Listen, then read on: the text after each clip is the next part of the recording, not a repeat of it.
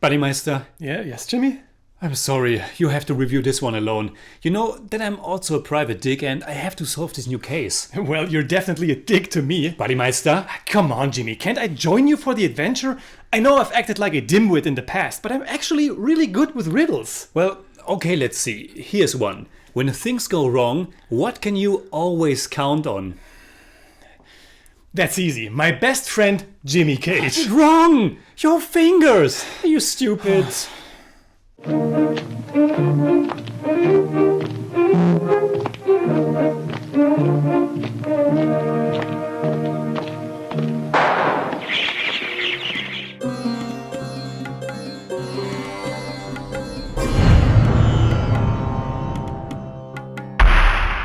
Servus Freunde, my name is Jimmy Cage. And I'm Dennis, the Buddymeister. And today we continue our in-depth exploration of the wonderful filmography of Bengali director Satyajit Ray, who would have celebrated his 100th birthday this year. Ray wasn't just a terrific filmmaker, but also a renowned writer, and one of his most popular and beloved creations is the character of Felu Mitter, or Feluda, a private investigator in the fashion of Sherlock Holmes, of whom Ray was a huge fan of. Two of his many Feluda stories Ray himself turned into movies. Last year I already reviewed the first one, Shona Kella, The Golden Fortress, and today we want to talk about the second one, Joy Baba Felunat, The Elephant God. The Elephant God was released in 1979. It was written and directed by Satyajit Ray, and it once again features Soumitra Chatterjee as Feluda, Siddhartha Chatterjee as his assistant Topshe, and Santosh Dutta as Lalmohan Ganguly. The main antagonist of this story, the fierce businessman Maganlal Megraj, is played by Utpal Dutt. While the first Feluda movie was very much like an adventurous road movie in which the characters were constantly moving from one place to the next, The Elephant God is pretty much set in its location, but it's still a film that has a lot of beautiful sights to show. The story is set in Benares, where our trio has come to take a vacation. Until they get entangled in a new adventure, of course. And the color photography and the great location shooting definitely create a wonderful atmosphere. I loved it from minute one. I felt comfortable and in good hands. It's a family-oriented adventure with a touch of mystery. It's loose and it's funny, and it has these great characters that bounce off of each other. The structure is quite different from the first Feluda movie, with this one being a more traditional whodunit. And while the mood is a bit more threatening and tense, the overall feeling that I got is still very similar. Maybe also because I'm not that familiar with films from this specific time and culture. Like with Shona Kella, I just felt cozy with The Elephant God. It's not really that exciting or super charismatic and definitely not that energetic, but it's exciting enough, has some wonderful low-key performances and just a pleasant atmosphere. Well, it might not be the most energetic movie ever, I give you that, but it's definitely exciting and it has a lot of charm as well. The case itself is a bit convoluted and therefore, at least for me, it's not the main reason why I like this movie, but how the different things are entangled and how the different players are implicated in the overall crime scenario is fascinating, and I was just fond of being together with these characters. Yeah, it's very slow paced though, something quite true to Ray's style of filmmaking, but in a detective story like this it's a little bit more of an issue for me than in his deep human dramas.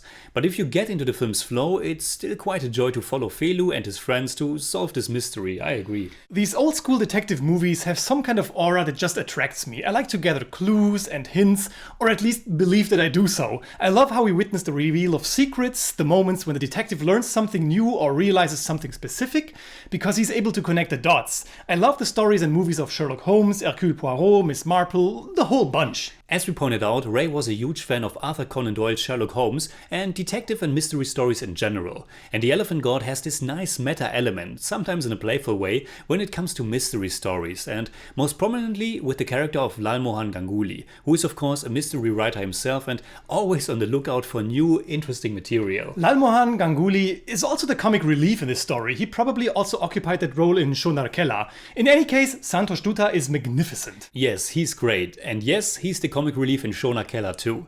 Lalmohan is also definitely a better side character than Topshe, who's supposed to be Felu's Dr. Watson, but he's clearly not. He's underutilized to say the least. And that was also the case in Shona Kella. Yeah, he's not doing that much, is he? I mean, besides smiling and adoring the bodybuilder Biswazri Bakshi. Well, he saves Felu's life at one point. That's true, I almost forgot about that, but other than that, he's not really that much in the case. He's not unveiling secrets or coming up with ideas. The Elephant God is primarily about the clash of Felu and Maganlal, and that's actually a good duel, a real grudge match, with a sinister, sleazy performance by Utpal Dutt.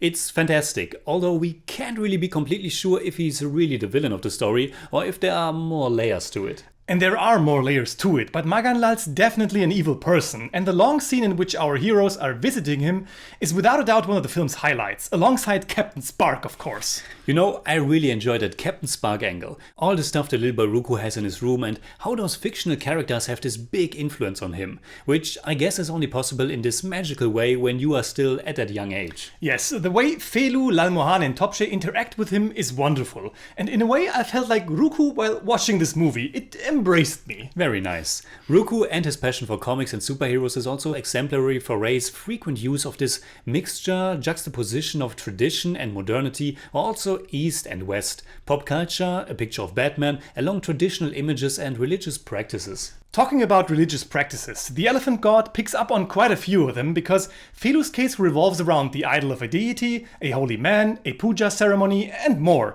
That's actually another aspect that makes this movie so interesting and different. It's a fresh environment for a detective story. Absolutely, and additionally, all the stuff with the holy man also has this nice little touch of pointing out the fact that so many people are trying to make money off religion. In fact, Rei tackles quite a few hot topics: corruption, greed. But Felu holds the upper hand in the end.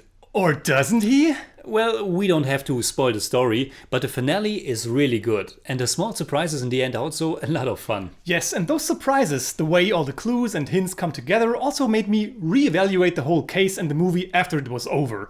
And even if The Elephant God isn't Rei's most profound work, it shows his versatility, and I really liked it. Me too. I think if there's one thing that would have spiced up the movie for me personally, it's the introduction of a female character in some capacity, be it as some kind of a witness or as a distraction for Felu. It doesn't really matter, but it would have given the movie a little bit more variation. Yeah, why not? So, what would we say in German about The Elephant God? Der Elefantengott ist ein Detektivabenteuer für die ganze Familie. Warmherzig, spannend, manchmal etwas verschwurbelt, aber immer faszinierend und unterhaltsam. Zusammen mit Felu und Co. knacken wir den Fall.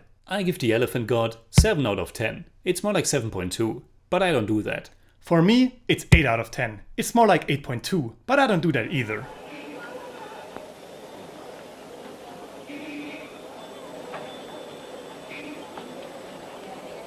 Feel good? Wow. Did you know that Molloy Roy, the man who played the bodybuilder, and actually was a bodybuilder, who would have thought that, is the son of Monotosh Roy, the first Indian who was awarded the title of Mr. Universe? No, that's pretty cool.